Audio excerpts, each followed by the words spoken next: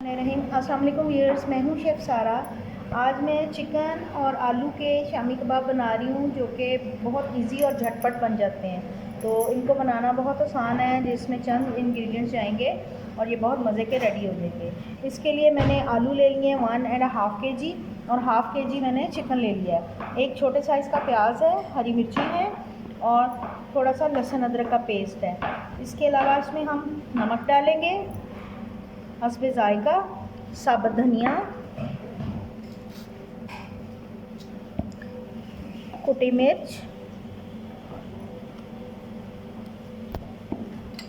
Dry मेथी,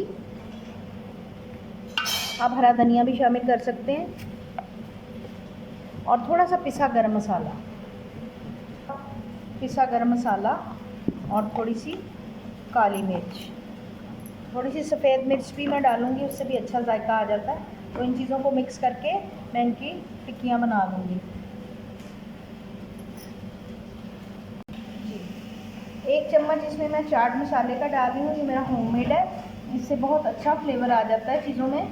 तो ये डाल के मैं मिक्स करके आपसे दोबारा मिलूँ। इस साइज़ के कबाब बनाते जाएं और इसको अंडा लगा के या ब्रेड क्रम्ब लगा के आप फ्राई कर लें।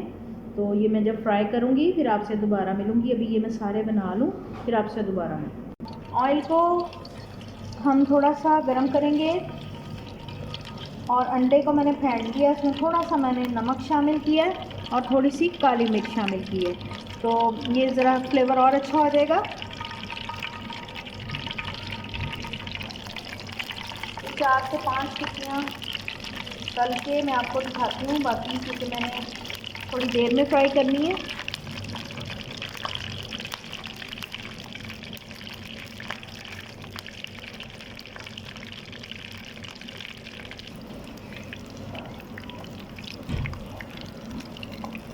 जी, आराम से इसकी साइड चेंज करेंगे।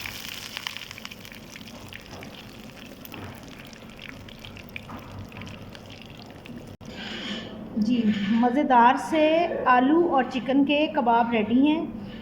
उम्मीद है कि ये रेसिपी बहुत अच्छी लगेगी, आप इसको लाजमी ट्राई करेंगे। मिलते हैं अगली रेसिपी के साथ। अल्लाह हाफ़िज़।